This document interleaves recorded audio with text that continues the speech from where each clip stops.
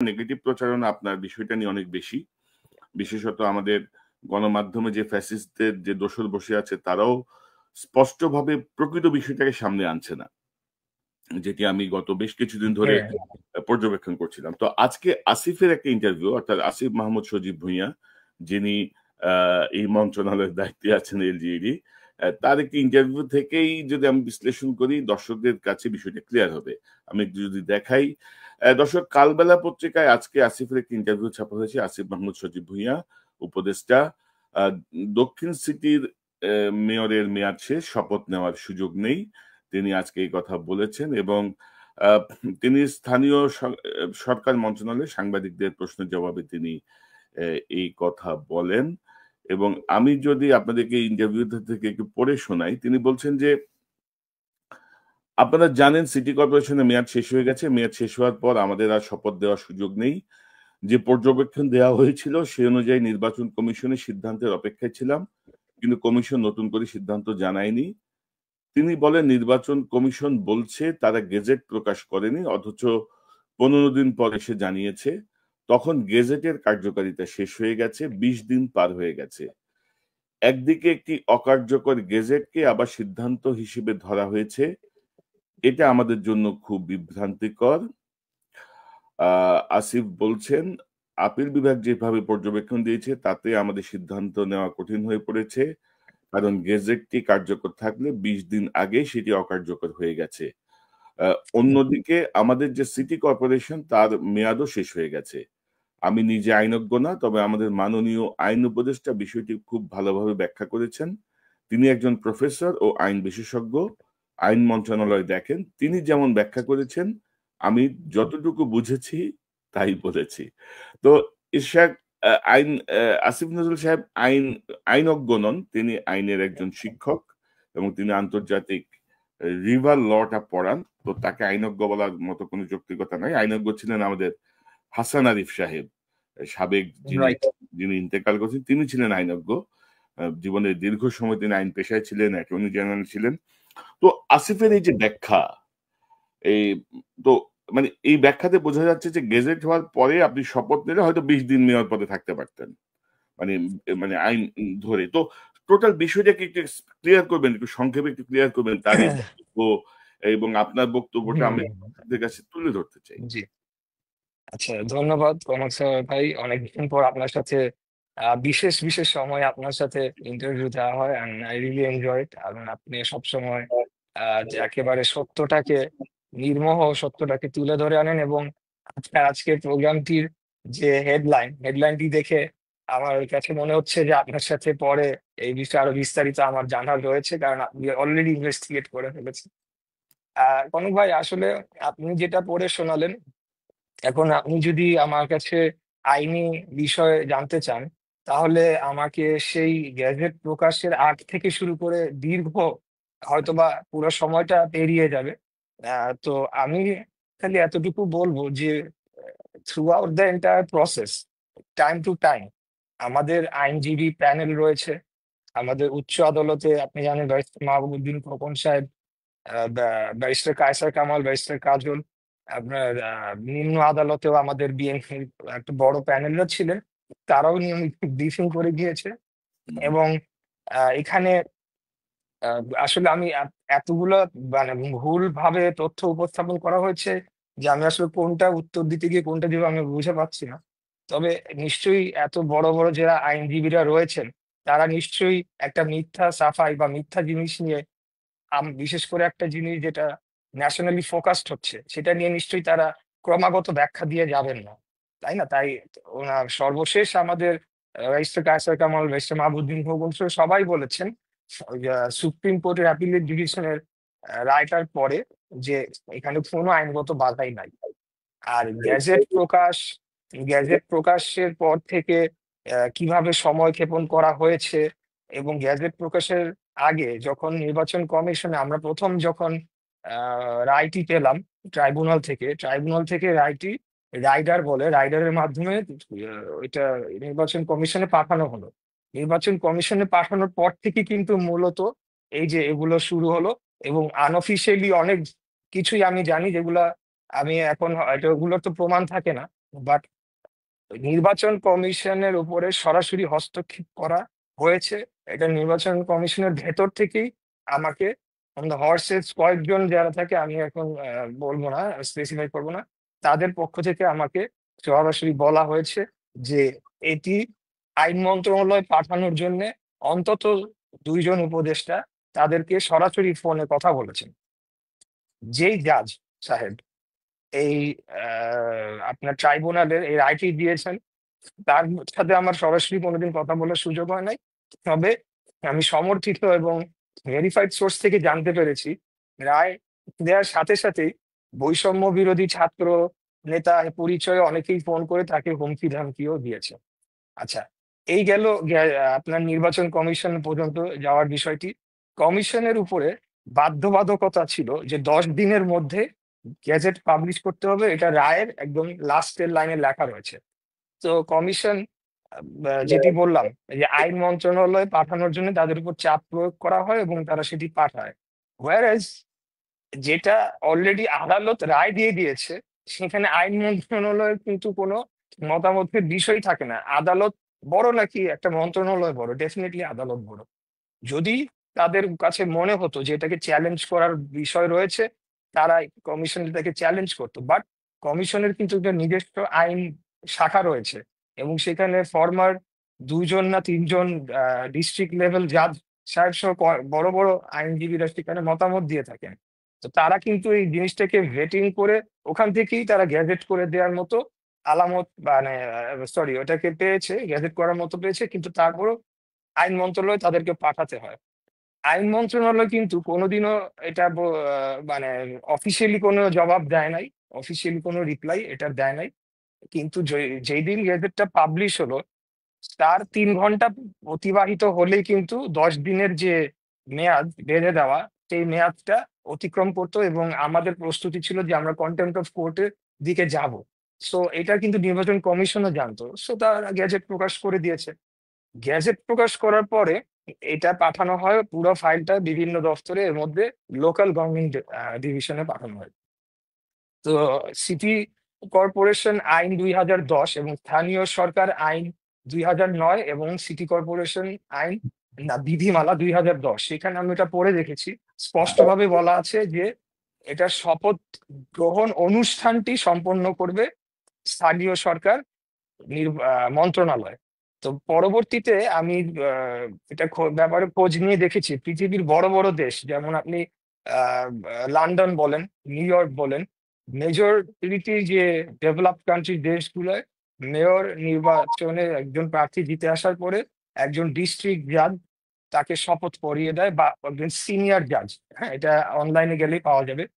শুধু বিশ্বের অল্প কয়েকটি দেশ, এর মধ্যে বাংলাদেশ, পাকিস্তান, উগান্ডা, এই ধরনের, এবং সম্ভবত ইন্ডিয়া হতে পারে, আমার ঠিক খেয়াল নাই, কয়েকটি দেশে স্থানীয় সরকার মন্ত্রণালয় শপথ গ্রহণ অনুষ্ঠানটি সম্পন্ন করে। আচ্ছা, এইটা গেল একটা ব্যাকগ্রাউন্ড। স্থানীয় সরকার মন্ত্রণালয় যাওয়ার পরে আসল নাটকটি শুরু হয়। সেখানে স্থানীয় সরকার মন্ত্রণালয়, তারা আমার কাছে চিঠিগুলো, সমস্ত কাগজপত্র আমি যে কোনো সূত্রে হোক পেয়েছি, তারা রীতিমতো একটা চিঠি লিখে নির্বাচন কমিশনকে তারা এক প্রকার তারা ধমকানোর সুরে চিঠিটা ছিল যে কেন তারা আপিল করলো না, এবং কয়েকটা গ্রাউন্ডও সেখানে লিখে দেওয়া হয়েছে। এবং আমার ধারণা যে হয়তো বা এখানে আইন মন্ত্রণালয়ের কোনো যোগ সাজস থাকতে পারে, তারা হয়তো এটা লিখে লিখে দিয়েছে যে এই গ্রাউন্ডে চিঠি। মানে মোট কথা পুরো উদ্দেশ্যটাই ছিল সময় ক্ষেপণ করবে, সময় ক্ষেপণ করে তারপরে যখন এই তাপসের যে প্রথম বোর্ড সভা, সেটি 2nd of June 2020-তে হয়েছিল, মার্ক করেন, 2nd of June 2020। সিটি কর্পোরেশনের আইনে বলা আছে যে প্রথম বোর্ড সভা থেকে আপনার 5 বছর মেয়াদ শুরু হবে। নির্বাচন কিন্তু হয়েছিল 2020-এর February 1 তারিখ, ঠিক আছে? গ্যাজেট পাবলিশ হয় তার 4-5 দিন পরে, কিন্তু তারপরে কোভিড এর কারণে ওরা শপথ নিতে পারে নাই। 2nd of June 2020 তাপস শপথ নেয়। তো ওদেরও টার্গেট ছিল যে যে করেই হোক 2nd of June আটকাইলে আরেকটা যখন মারপ্যাচে ফেলে এটাকে শেষ করে দিব। মূলত তারা প্রথমেই সিদ্ধান্ত নিয়ে ফেলেছে যে ইশরাক হোসেনকে এখানে বসতে দেওয়া যাবে না, এটা তাদের পলিটিক্যাল পার্টি যেটা হয়েছে তাদের সাথে সরকারের সিদ্ধান্ত হয়েছে বসতে দেওয়া যাবে না। এবং আমি যতটুকু বিভিন্ন মানুষের সাথে কথা বলেছি, একটা কথা একটু অ্যাড করে নিই অপ্রাসঙ্গিক, বাট এনসিপি নামক যে দলটি হয়েছে, আমি কিন্তু তাদের ওয়ান অফ দ্য বিগেস্ট সমর্থক ছিলাম, এখনো আমি অনেকটা রয়েছি। এবং আমি চেয়েছি যে আওয়ামী লীগ ফ্যাসিবাদ শেষ হয়ে যাক, নিশ্চিহ্ন হয়ে যাক। এখানে নতুন ছাত্ররা আসছে, তারা একটা দল করবেন, জি, অপোনেন্ট তো লাগবে। আচ্ছা, যা সো ইশাক তাদের ধরেন আমি অনেকের সাথে কিন্তু আমার কথা হয়, তারাও হুম, কিন্তু আমাকে বিষয়টি নিশ্চিত করেছে যে এটা তাদের পলিটিক্যাল ডিসিশন ছিল শুরু থেকেই, একদম ডে ওয়ান থেকেই, হ্যাঁ, সরকারের উচ্চ পর্যায় থেকে। সো কোনোভাবেই তারা আমাকে দিত না। তো এখন কনক ভাই, আমি বলতে গেলে অনেক বলতে পারবো, ওই তারিখে এটা হয়েছে, ওই তারিখে সেটা হয়েছে। আসিফ মোহাম্মদ শরীফ ভুঁইয়া অনেকগুলা ব্যাখ্যা দিয়েছেন, আইন উপদেষ্টা উনিও অনেকগুলা ব্যাখ্যা খালেদ মহিউদ্দিনের শোতে গিয়ে দিয়েছেন, কিন্তু একটার সাথে একটা কনফ্লিক্ট নেই। তো মোটা দাগে যদি বলি, একটা ব্যাখ্যা তারা প্রথম প্রথম ব্যবহার করছিল যে এটাকে যদি অ্যাকসেপ্ট করে তাহলে হাসিনার আমলে সব নির্বাচন নাকি বৈধ হয়ে যায়। কিন্তু বিষয়টা কিন্তু ঠিক তার উল্টা, তারা মুখে মুখে অবৈধ বলছে, আমি কিন্তু কোর্টে ফাইট করে এনে প্রমাণ করেছি হাসিনার রায়টা সময় ইলেকশনটা অবৈধ। এটা দালিলিক একটা প্রমাণ রয়েছে। এই মামলার 1 নম্বর আসামি হচ্ছে তাপস, 2 নম্বর হচ্ছে নুরুল হুদা। তাহলে আজকে কি দাঁড়ালো, এই সরকার তাপস এবং নুরুল হুদার পক্ষে কাজ করেছে, এটাই তো আলটিমেট রেজাল্টটা দাঁড়ালো নাকি?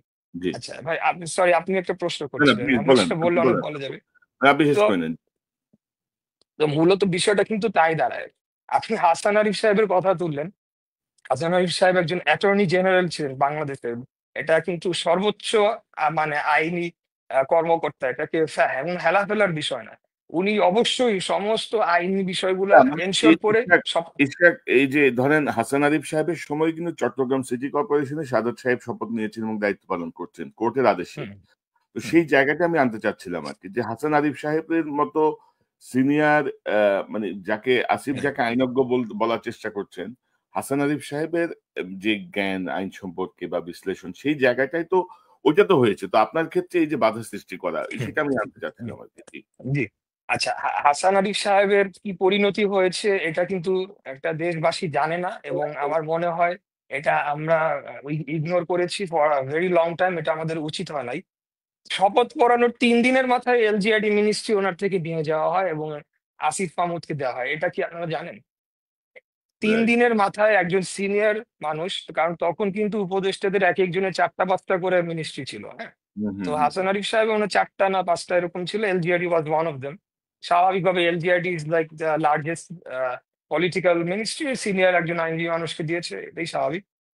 উনি কেন শপথ পড়িয়েছেন বিএনপির প্রার্থীকে, 3 দিনের মাথায় ওনার মিনিস্ট্রিটি নিয়ে যাওয়া হয়। উনি আজকে জীবিত নেই, উনি থাকলে হয়তো আজকে অনেক কিছু আমরা মন্তব্য ওনার থেকে হয়তো বা জানতে পেতাম।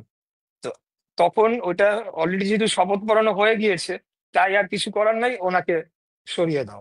আমার সময় আসলো যে শপথটাই পড়তে দেওয়া যাবে না। এবং সিমিলার একটা কেস, একদম হুবহু সিমিলার কেস কিন্তু ঢাকার নর্থেরও রয়েছে। এবং এখন সেটা রায় হবে না, এটা স্পষ্ট, সমস্ত ট্রাইব্যুনাল বলে দিয়েছে ভাই আমরা এটা ধরবো না, মানে এইরকম আর কি বিষয়টা। হ্যাঁ। মানে তো এখন আপনার বিষয়টা নিয়ে ইশরাক আমার অবজারভেশন হচ্ছে আদালতের আদেশ অনুযায়ী নির্বাচন কমিশনকে গেজেট করতে নির্বাচন কমিশন বাধ্য এবং সেই অনুযায়ী আপনাকে শপথ দিতে বাধ্য। কারণ না অফকোর্স। হলে এটা কন্টেম্পট অফ কোর্ট। একদম সহজ পরিষ্কার হিসাব। আপনি যদি হাসিনা আমলের মতোই যদি আদালতের আদেশ অমান্য করেন বা হাসিনা আমলের মতোই যদি আইনি মার প্যাঁচে ফেলেন, যেটি আপনি বলছিলেন যে জি। কোনোভাবে ২রা জুন পার হয়ে গেলেই আর এটার কার্যকারিতা থাকে না। ওই জিনিসটার জন্য তারা এটাকে লম্বা মানে করে এইটা তাদের ইন্টারপ্রিটেশন, এটা নিয়েও আমার ব্যাখ্যা রয়েছে, বাট এখন আমি আর ওইসব ব্যাখ্যায় যাব না। বিকজ এখানে দে আর অ্যাট ফল্ট। হ্যাঁ, আমি কিন্তু টাইমলি সব করেছি, সো আমি যদি এখন আবার একটা আইনি লড়াই শুরু করি, আমি যদি আবার উচ্চ আদালতে গিয়ে ইয়ে করি, আমি শিওর আদালতও কনভিন্সড হবে এবং বলবে যে না ঠিক, এটা তোমাদের দোষ, একে শপথ পড়তে দিতে হবে। বাট ওরা চাচ্ছিল যে আমি এইটাই করি, এইসবের মধ্যেই ব্যস্ত থাকি, না এর এবং মধ্যে এবং পার হয়ে ধরেন যাবে। আমার একটা অবজারভেশন হচ্ছে যে ধরেন আপনি এই হাসিনার ফ্যাসিস্ট বিরোধী আন্দোলনে আপনি একজন অ্যাক্টিভ মানুষ ছিলেন। আপনার যে বয়স বা এনসিপি তে যারা আছে তারা অলমোস্ট সমবয়সী বা একটু ও সিনিয়র জুনিয়র। হুম, তো এবং ধরেন মাঝখানে আমরা দেখলাম যে যখন বিএনপির কেউ মনে করছিল যে আওয়ামী লীগের প্রতি একটু সফট টোন ইউজ করছিল, তখন আপনি কিন্তু আপনার জায়গাটা খুব কড়া টোনে ছিলেন, অলওয়েজ নো, অলওয়েজ কোনোভাবেই আওয়ামী লীগকে কোনো সুযোগ দেওয়া হবে না।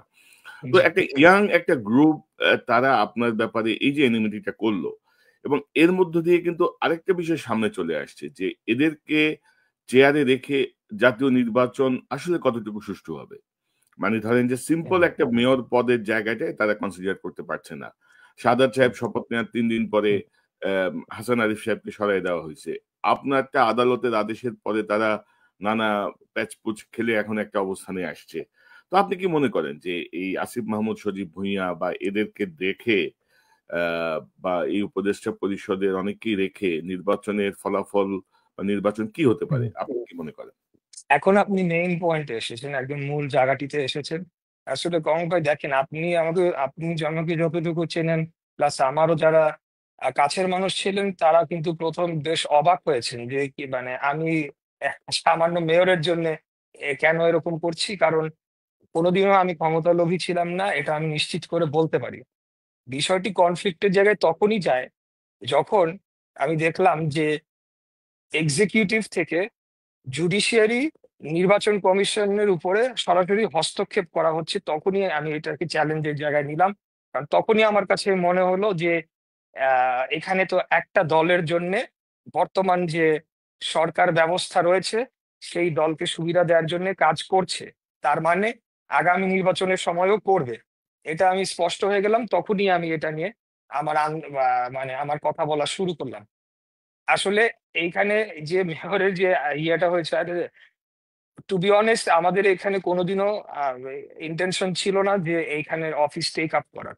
এটা জাস্ট সেরেমোনিয়াল হওয়ার কথা ছিল, টু মেক শিওর যে আমরা কাগজে কলমে জিতেছি, এবং তাপস অবৈধভাবে যে আমার থেকে ফলাফল ছিনিয়ে নিয়ে গিয়েছিল, সেটা একটা জাস্টিস আমি পেয়েছি, এবং অন পেন এন্ড পেপার তার নামটা থাকবে না, এটা একটা ইতিহাস হয়ে থাকবে। এতটুকুই ছিল আমাদের উদ্দেশ্য। যখনই তারা এটাকে নিয়ে বাধা দেওয়া শুরু করলো, এবং আমি দেখলাম যে কি ব্যাপার, উপদেষ্টারা ফোন করছে, একে ফোন করছে, ওখানে বাধা দেওয়া হচ্ছে, তখনই এই জিনিসটা আমি একটা চ্যালেঞ্জ হিসেবে নিলাম। তখন আমি আমার পার্টির থেকে পরামর্শ নিলাম। তারাও খুব অবাক হলো, এবং আমি নিজে খুব অবাক হলাম যে আমার সাথে এই আচরণটা কেন।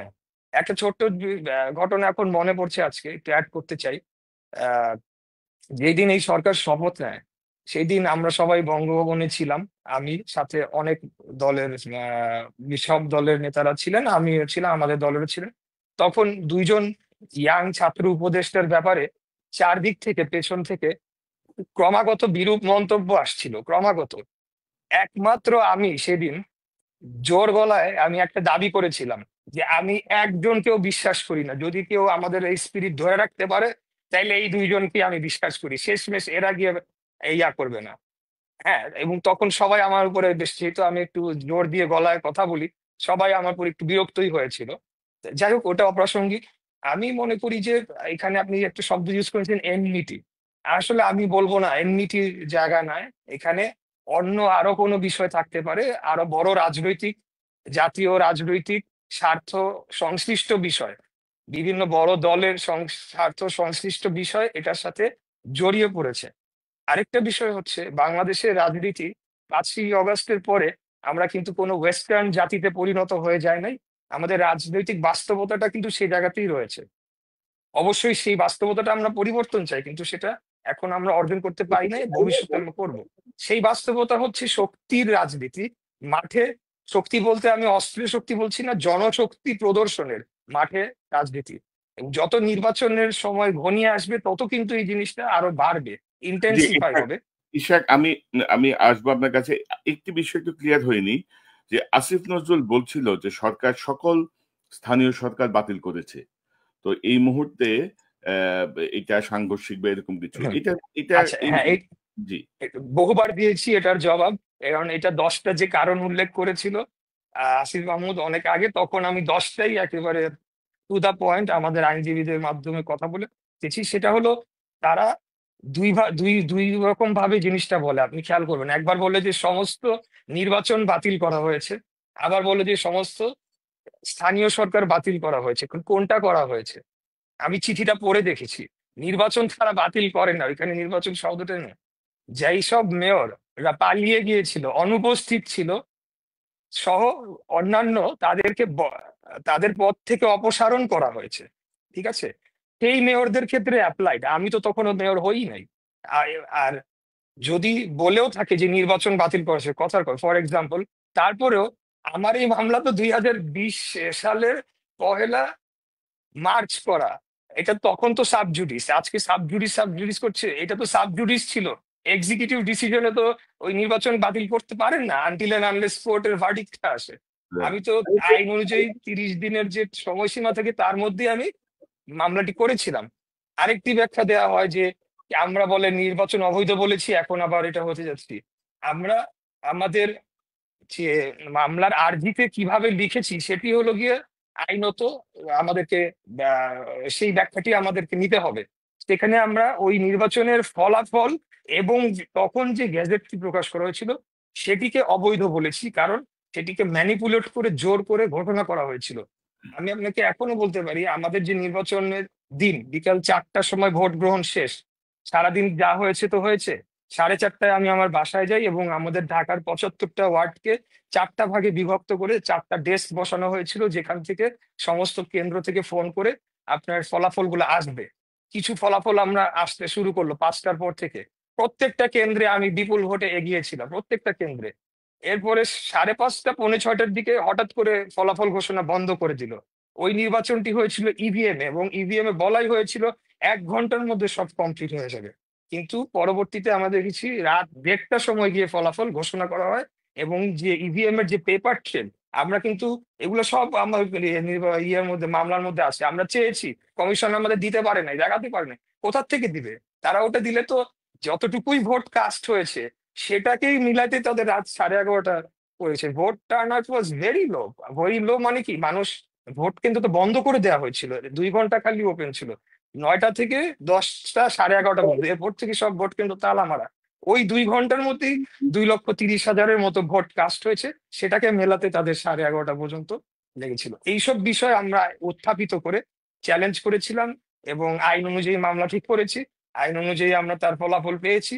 এবং highest court of the country, supreme appellate division, supreme কোর্টের অ্যাপিলেট ডিভিশন, ওনারা তো সমস্ত কিছু শুনেছে, সব পক্ষের শুনেই তো তারা এই গ্যাজেটটা বাতিল করে নাই। তাহলে এখন আপনি এর চেয়ে বেশি এখন কি, তাইলে কি আবার আইন উপদেষ্টার মতামতের জন্য পাঠাবে এখন আপিল বিভাগ থেকে? না না, ওইটাই ধরেন আপিল বিভাগে জি। যাওয়ার পরে এই গেজেটটা যদি আইন অনুযায়ী না হতো, অ্যাপিলেট হ্যাঁ, ডিভিশন তো বাতিল করে দিত। অবভিয়াসলি। চিফ জাস্টিসের সভাপতিত্বেই তো সেই অ্যাপিলেট ডিভিশনের রাইট, সিদ্ধান্ত হচ্ছে। তো তারা সেটা রাইট, বাতিল করে নাই। তো তারপরও রাইট। এদের মাথায় ঢুকতেছে না। কিন্তু হ্যাঁ। এখন যে না, বিষয়টা, এটা তো বিষয় না কনক ভাই, যেটা বললাম ইট ওয়াজ আ পলিটিক্যাল ডিসিশন, যেটা হুম, প্রথমেই নেওয়া হয়ে গিয়েছে যে দিবে না। এখন যেটাকে যেভাবে মানে আইন মানে বিচার বিভাগের উপর এটা চাপিয়ে দেওয়ার চেষ্টা, আর কিছুই না। এখন ধরেন মানে আপনার এই ঘটনাটা আমি গত 2 দিন ধরে আমার মাথায় যে বিষয়টা ঘুরছে আর কি, যে আপনার ধরেন কি হইতো, ধরেন একটা মেয়র পদে আপনি একটা শপথ নিতেন, আমি আপনার ওই গেজেটের পরে আমি একটা পোস্ট দিয়েছিলাম ফেসবুকে, যে যাক বিএনপির একটা তরুণ নেতৃত্ব, দেখি কেমন পারফরমেন্স করে, একটু আমরা কয়দিন হলে আমরা একটু দেখতে পারতাম বা এ, কিন্তু সেটা তারা করতে দিল না। এবং এখন দেখা যাচ্ছে, এবং এটা কিন্তু বেশ কিছু আইনের লঙ্ঘন। আমি বেশ কিছু দেখছিলাম যে সিটি কর্পোরেশন জি। আইন, সংবিধানের অনুচ্ছেদ। আমি যদি একটু দেখাই রাইট। দর্শকদেরকে, আমার মনে হয় যে একটু আপনাদের কাছে ক্লিয়ার হবে বিষয়টা। ধরেন উম, এখানে ধরেন এইটা তো আপনি দেখেছেন না ইশাক ভাই? হ্যাঁ, হ্যাঁ, এটা আমি পোস্ট করেছি। হ্যাঁ, এটা আমি হচ্ছে আমি স্থানীয়, আমার আমার এটা আমার কাছে একজন পাঠিয়েছিল। এটা হচ্ছে স্থানীয় সরকার সিটি কর্পোরেশন আইনের ধারা 27 থেকে 31-এর লঙ্ঘন।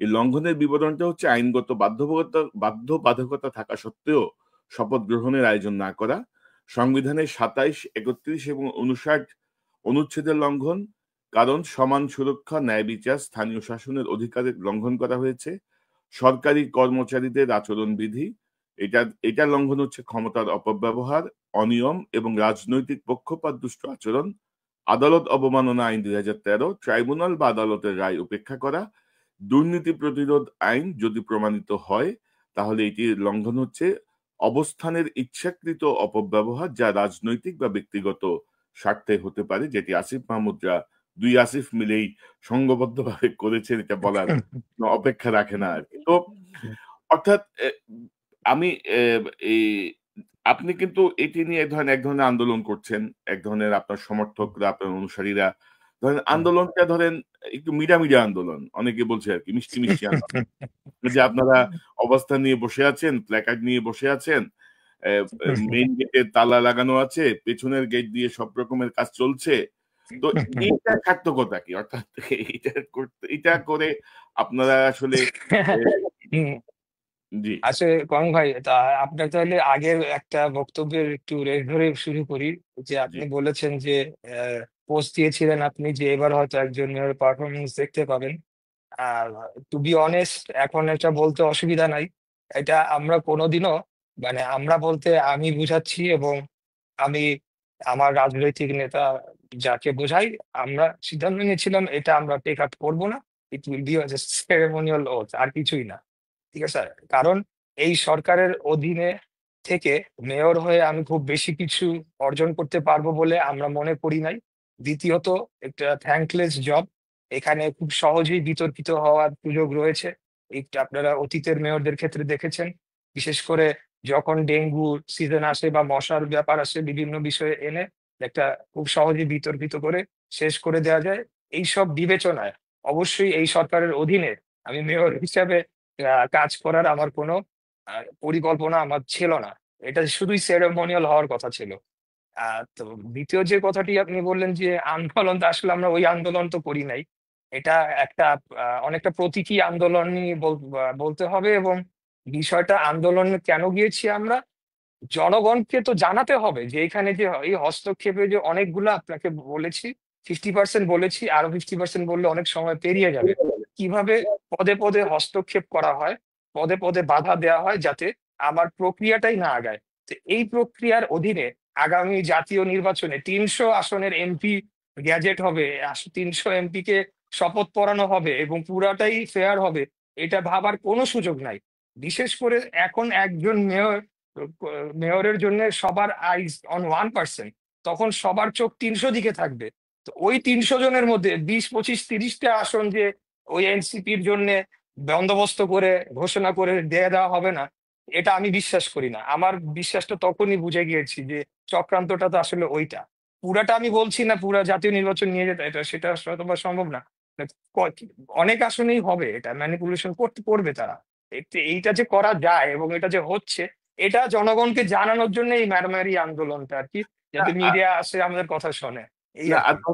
আর ধরেন একটা গুরুত্বপূর্ণ বিষয় হতো আপনি যদি শপথ নিতেন অর্থাৎ হচ্ছে দর্শকদেরকে বলি যে ওই যে ঢাকা সিটি কর্পোরেশনে একটা অনার বোর্ড থাকে না যে মেয়রের নাম এবং কার্য হুম। তালিকার একটা মেয়াদ থাকে তো সেই জায়গাটায় ধরেন হাসিনার একটা ফ্যাসিস্ট সহযোগী যে তাপস Right. বিডিআর হত্যাকাণ্ডের সঙ্গে হ্যাঁ। যুক্ত যে তাপস হুম হুম। মানে নানা ধরনের অপকর্ম এবং সর্বশেষে বঙ্গবাজার পুড়িয়ে দিয়েছে দখল করার জন্য হ্যাঁ তো হ্যাঁ, সেই সেই এরকম একটা ফ্যাসিস্ট দুষ্টের নাম সিটি কর্পোরেশনের বোর্ডে থাকতো না যদি হ্যাঁ, ইশরাক হোসেন মেয়র হিসেবে শপথ নিতেন কারণ ওটা বাতিল হয়ে যেত এখন এই জায়গাটা আসলে দেখেন যে ইতিমধ্যে কিন্তু এই যে বাচ্চা মানে আমাদের বাচ্চা উপদেষ্টা বলে অনেকে আর কি আসিফ মাহমুদ সজীব ভুঁইয়া হুম। তার পিএস 100 কোটি টাকার দুর্নীতি করে ধরা পড়ছে তা বা তারও বেশি একটু একটু এখন ধরেন বেশি এসেছে অভিযোগটা। না এখন 300+। পিএস দুর্নীতি কি পিএস এর সিগনেচারে করতে পারে? জানে না উপদেষ্টা জানে না যে পিএস দুর্নীতি করতেছে। পিএস সব করতে পারে। তার বাবা তার পক্ষে নির্বাচনী প্রচারণা চালাচ্ছেন। তার বাবা ট্রেড লাইসেন্স করছেন।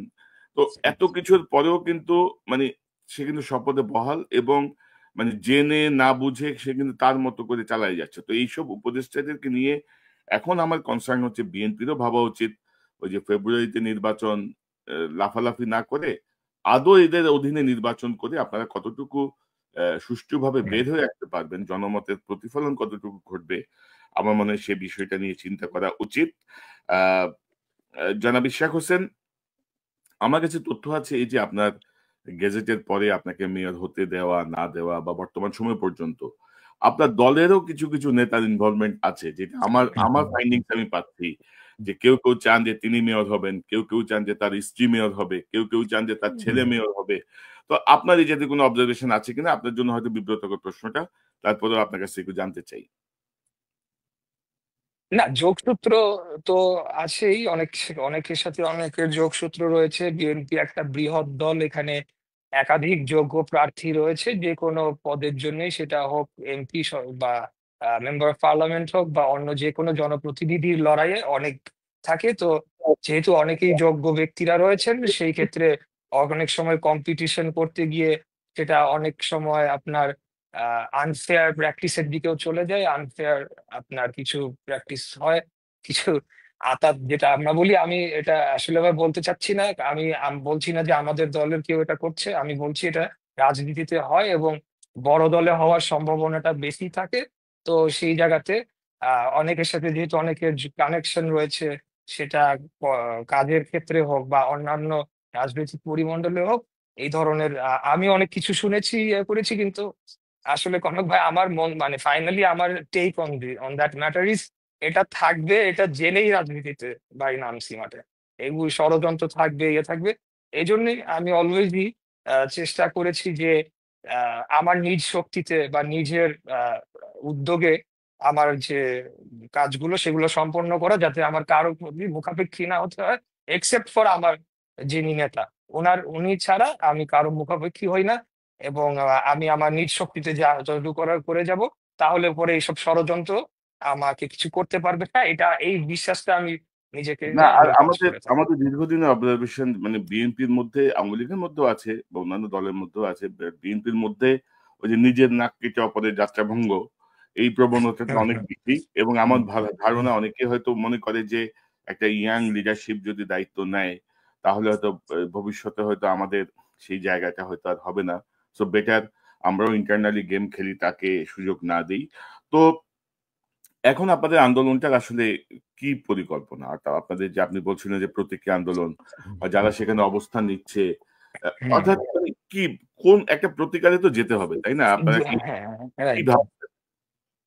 এখানে এখানে দুইটা বিষয়। একটা বিষয় হলো যে আপনি যখন আন্দোলনকারীদের কথা বললেন, পুরো বিষয়টাই যেভাবে সূত্রপাত হয়েছে এবং যে পর্যায়ে গিয়েছে, আমি অনেস্টলি বলছি, একটা সম্পূর্ণ অর্গানিক আন্দোলন বলে যদি কিছু থাকে, যখন নগর ভবনের সামনে রাস্তা পুরা ভরে গেল, কাউকে আমি ফোন দিয়ে আনি নাই, কাউকে আহ্বান করে আনি নাই, জনগণ চলে এসেছে।